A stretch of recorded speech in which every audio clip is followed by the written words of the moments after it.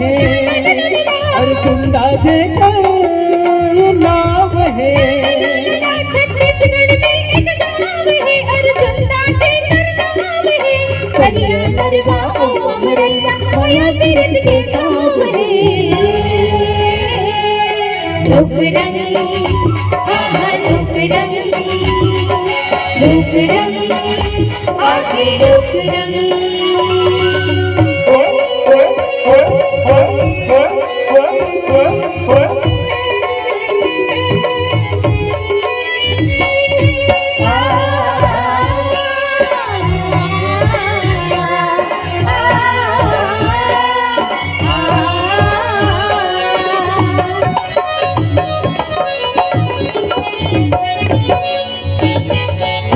दरिया औ पंडवानी गाँव गाँव में कथा कहानी। सुबह दरिया औ पंडवानी गाँव गाँव में कथा कहानी। तीज तिहारे आनी बानी सुखर लागे खेती किसानी। सुखर लागे खेती किसानी।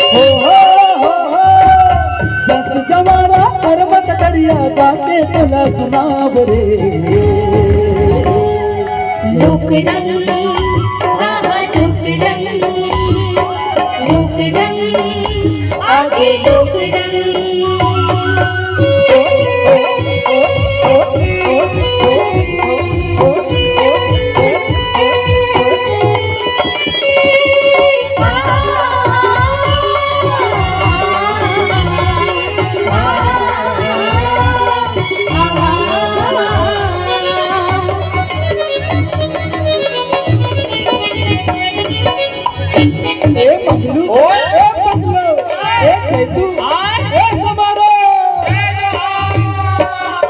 मंगलू मंगलू जय समारू झूम झूम के डंडा नाचे। झूम झूम के डंडा नाचे। गंगा मछलियां फूल बासन थपड़ी बजा के सुआ नाचे। थपड़ी बजा के सुआ नाचे।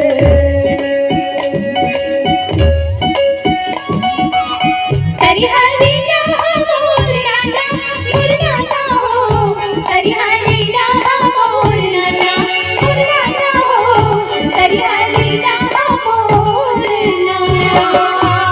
संकमयक तोहा पार के गौरी गौर सदाब रे। लोक रंग आहा लोक रंग आगे लोक रंग। लोक रंग आहा लोक रंग आगे लोक रंग।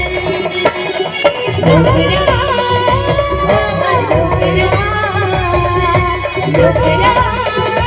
आगे लोक रंग। लोक रंग